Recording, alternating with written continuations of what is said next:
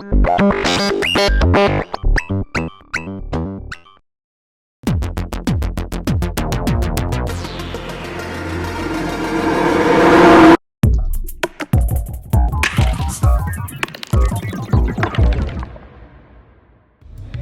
at Superbooth 2017 with Tenkai from Zetaohm. Let's check out the patch with the FLXS1 and then we'll get into some of the features. Yeah. So I have a patch going here. It is, I have the Atlantis here being sequenced by channel 1. I have the kick drum being sequenced by channel 4. I have 2 other percussions going on the Erica drums on channel 2 and 3. So all of the sequencing that's happening right now is coming directly from my module. So the first channel here is actually a 4-channel sequence. It's a 4-step sequence. And each step has an arpeggio that's being triggered on it. So you can hear the difference if I change the arpeggio speed.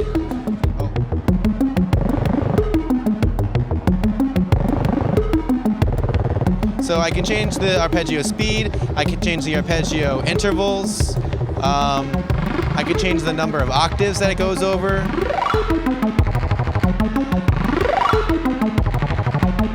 I can change the direction as well. But what I'd like to do is clear out this patch and show you guys how I built something from scratch. So first let's get a little bit of drums going on here.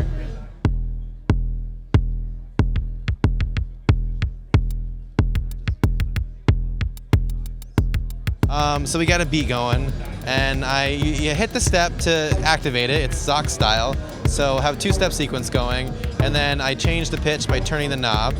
I can press the knob in to change what the variable I'm selecting. So I'm going to make the gate length longer for the 2nd step, and I'll make this a higher pitch. And one really cool feature that I have is a variable glide. So I can make a short glide for the 2nd step, or I can make a very long glide. Even longer than that if I wanted to. So that is an analog variable glide circuit. And then let's turn an arpeggio on for the first step here.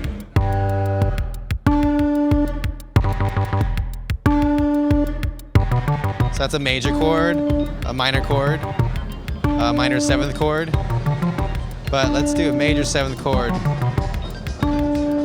2 octaves. I'll make this just a 1-step sequence. Well, we'll do 2 steps actually.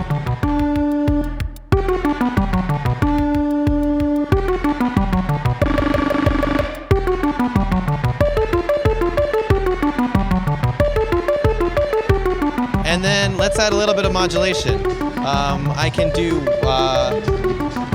randomized pitch on gate input. So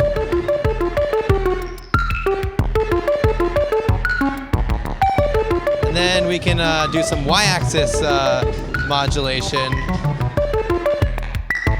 So you can see the cursor kind of will move in a vertical axis every time it receives a high gate on this input. And add some more steps here.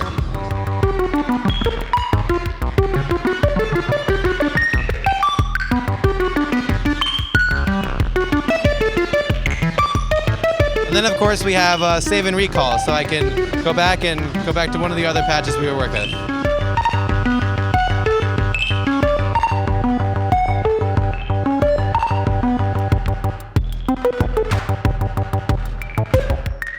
One of the really fun features that I have going on here, if you look at the Mordax data, is that I can sequence LFOs.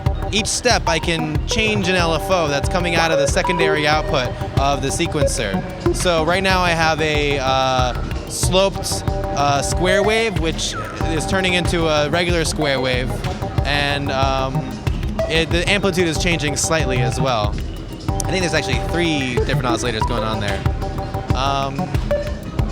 But yeah, that is the FLXS1, and thanks for watching. And I have a Kickstarter campaign that I launched 4 days ago. We are 80% of our goal, and if you support the Kickstarter soon, you can get in on the early bird modules, which are $100 off. And the retail price is $675. but the Kickstarter discount is $575 for the first 75 people. Yeah, I'm Tenkai, and thanks a lot.